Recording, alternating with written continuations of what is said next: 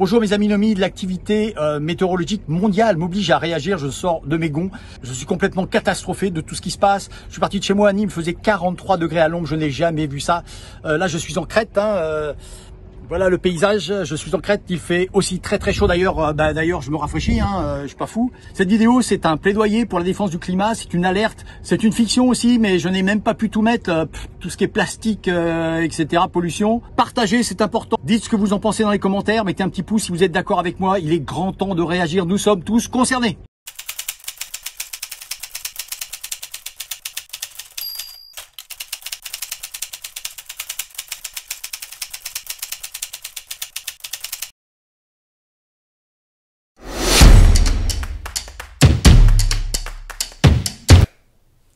Chers spectateurs, bonsoir, bienvenue sur 38 Info, aujourd'hui 12 décembre 2040. Jour anniversaire, et quel anniversaire? Il y a 25 ans étaient signés les accords de Paris, les fameux accords de Paris. L'accord de Paris pour le climat est accepté. L'accord est historique. Cette fameuse promesse des réductions des émissions de CO2. Et comme vous l'avez constaté, depuis cette date, aucun effort concret n'a été fait. Nous sommes en train de créer un monde dans lequel le réchauffement dépassera largement les 4 ou 5 degrés en 2100. La première chose qui frappe, c'est l'air. Dans de nombreuses villes du monde, il est chaud, lourd et selon la météo, saturé de particules fines. Vous avez souvent les yeux qui pleurent, votre toux est devenu chronique. Notre premier réflexe à tous au réveil, avant d'ouvrir les fenêtres, est de contrôler la qualité de l'air sur nos portables avec ces petites applications qui sont faites pour. Il se peut que tout paraisse normal, que le temps soit clair et ensoleillé, mais il ne faut pas se fier aux apparences. Et vous le savez, quand une tempête coïncide avec une vague de chaleur, les effets sur la pollution atmosphérique sont décuplés. Et le niveau de concentration d'ozone en surface est trop dangereux pour sortir sans porter un masque spécial que seuls certains, malheureusement, peuvent s'offrir. La planète a de plus en plus chaud, les projections sur 20 ans nous disent que la température va encore augmenter dans certaines régions, une augmentation à présent irréversible et totalement hors de contrôle. Pendant des décennies, océans, forêts, plantes, arbres et sols se sont chargés d'absorber la moitié des gaz à effet de serre que nous rejetions dans l'atmosphère. Aujourd'hui, il reste bien peu de forêts.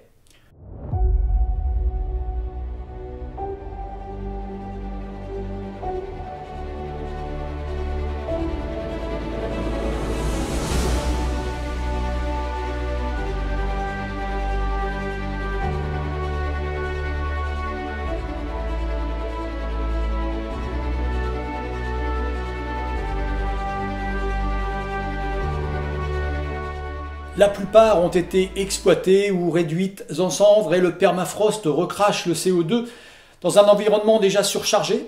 La Terre suffoque et dans 5 à 10 ans, d'immenses zones seront devenues inhospitalières, inhabitables. La banquise ne se forme plus en hiver car le réchauffement est plus marqué autour du pôle, entre 6 et 8 degrés de plus qu'ailleurs. Dans cette région hostile et éloignée de tout, la glace a disparu en silence, mais les effets se sont vite fait sentir. La grande fonte a encore accéléré le réchauffement planétaire. La glace blanche n'étant plus là pour réverbérer le soleil, l'eau sombre absorbe la chaleur, ce qui a pour conséquence la dilatation de la masse océanique et donc l'élévation du niveau de la mer. À cause de l'humidité accrue dans l'air et de l'augmentation des températures à la surface de l'eau, tempêtes tropicales, ouragans se multiplient. Récemment, plusieurs villes côtières du Bangladesh, du Mexique et des États-Unis ont connu de violentes inondations qui ont rasé les infrastructures, fait des milliers de victimes et déplacé des millions d'habitants. Vous les avez vus dans les news. Les catastrophes de ce genre sont de plus en plus fréquentes. Chaque jour, quelque part dans le monde, la hausse du niveau de la mer entraîne des évacuations. Chaque jour, sur les chaînes d'information en continu, vous voyez des images de pauvres mamans se frayant un chemin dans la boue avec leur bébé sur le dos et de maisons éventrées comme par un torrent de montagne. Vous lisez des articles sur des gens vivant avec de l'eau aux chevilles dans leur maison car ils n'ont nulle part où aller. Des enfants rendus asthmatiques par les moisissures dans leur lit, des compagnies d'assurance en faillite qui empêchent les survivants de se reconstruire, eau potable contaminée, incrustation du sel de mer et infiltration des sols par les pesticides sont à l'ordre du jour. Étant donné qu'il y a souvent plusieurs inondations en cours, les secours mettent parfois des semaines, voire des mois avant d'atteindre les zones frappées à répétition. Les maladies telles que malaria, dengue, choléra, infections pulmonaires et dénutrition sont endémiques. À présent, tous les regards se tournent vers la banquise de l'Antarctique occidentale. Si elle devait disparaître un jour, un déluge d'eau douce se déverserait dans les océans et le niveau de la mer pourrait augmenter de plus de 5 mètres. Des mégapoles comme Miami, Shanghai et Dhaka deviendraient alors invivables.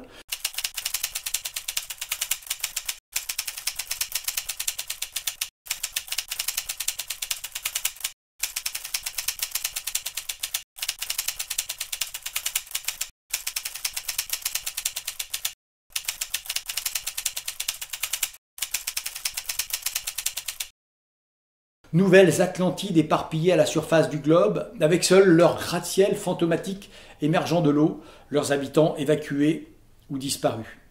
Ceux qui ont choisi de rester sur les côtes, car c'est leurs terres ancestrales, ont bien plus à craindre que les inondations. Ils sont contraints d'assister impuissants à la fin de leur mode de vie traditionnel, basé sur la pêche. En effet, à mesure que les océans ont absorbé le CO2, l'eau s'est acidifiée et le pH est devenu si nocif pour la vie marine que tous les pays, ou presque, ont interdit la pêche, même dans les eaux internationales.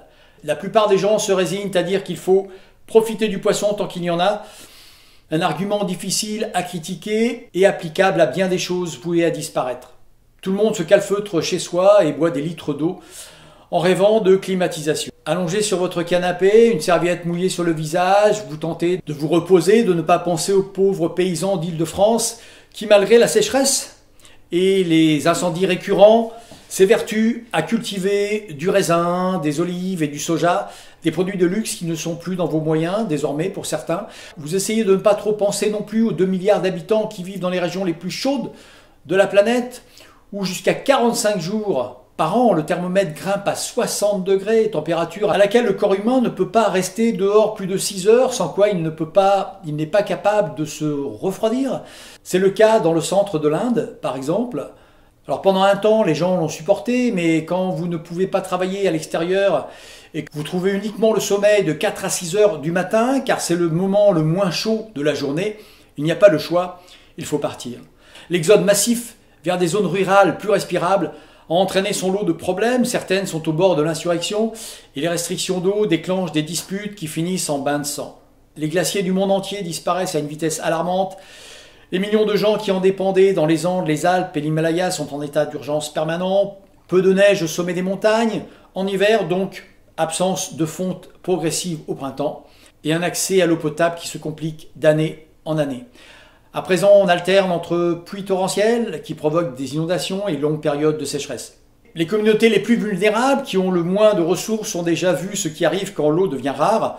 Violence interreligieuse, migration à grande échelle, mort. Même aux États-Unis, l'eau est source de conflits explosifs entre les riches qui sont prêts à payer cher pour en avoir autant qu'ils le souhaitent et les autres qui réclament le même accès pour tous à cette ressource vitale. Dans presque tous les espaces publics, les robinets sont sous clé et dans les toilettes, il faut désormais insérer une pièce pour y accéder. La production alimentaire varie follement d'un mois et d'une saison à l'autre selon l'endroit où vous habitez. Il n'y a jamais eu autant de gens qui souffrent de la faim. Les zones climatiques ayant évolué, de nouvelles régions se sont ouvertes à l'agriculture, Alaska, Arctique, tandis que certaines régions jadis prospères ont périclité. Mexique, Californie, d'autres sont tributaires des chaleurs extrêmes, des inondations, des incendies, des tornades.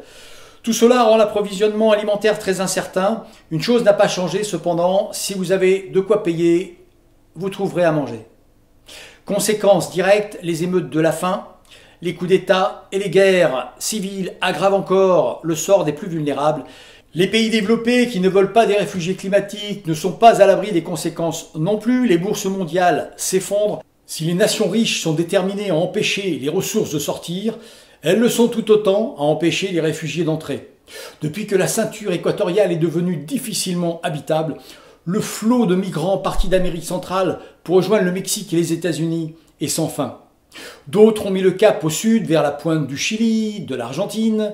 Cette scène sidérante se répète en Europe et en Asie.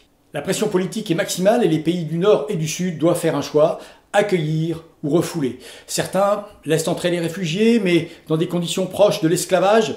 Il faudra des années avant qu'ils ne soient tous acceptés quelque part ou ne s'installent dans les villes champignons qui ont poussé le long des frontières. Même si vous vivez sous un climat tempéré, comme au Canada ou en Scandinavie, vous restez extrêmement vulnérable. Tornades, crues éclairs, feux de forêt, glissements de terrain et blizzards ne sont jamais loin de vos pensées. Selon où vous habitez, vous avez toujours un sac avec quelques affaires dans la voiture, vous possédez un abri enterré rempli de provisions, ou vous avez fait creuser une tranchée par feu de 2 mètres de large autour de la maison. Tout le monde a l'œil rivé au bulletin météo, seuls les imprudents éteignent leur portable la nuit. En cas d'urgence, vous n'aurez peut-être que quelques minutes pour réagir. Les systèmes d'alerte mis en place par les États sont rudimentaires et sujets à des bugs en fonction de la qualité du réseau. Les riches sont abonnés à un système privé fiable, basé sur des données transmises par satellite. Ils dorment mieux. La météo est dans toutes les conversations, mais ces derniers temps, les reportages sur la crise des réfugiés climatiques sont devenus insupportables pour beaucoup à cause de la hausse alarmante des suicides et sous la pression grandissante des autorités de santé publique. Les médias consacrent moins de sujets au génocide, au trafic d'êtres humains, au virus qui décime régulièrement les migrants. Et de toute façon, vous ne pouvez vous fier à rien. Les réseaux sociaux, depuis longtemps, à la pointe s'agissant des posts et de vidéos macabres, débordent littéralement de deepfakes, fake news et théories de complot. La fin de l'espèce humaine revient de plus en plus souvent dans les discussions. Pour beaucoup, elle semble inéluctable. La seule question est de savoir combien de temps il nous reste. Combien de générations vont encore voir la lumière du jour? Les suicides sont l'expression la plus tangible du désespoir ambiant, mais il y a d'autres signes qui ne trompent pas. Un sentiment de perte incommensurable, une culpabilité accablante et une rancœur terrible envers les générations précédentes qui n'ont pas fait le nécessaire pour éviter cette calamité. C'est sur ces derniers mots que je dois rendre l'antenne. J'ai largement dépassé le temps qui m'était imparti. Au revoir, à très bientôt. Peace and love.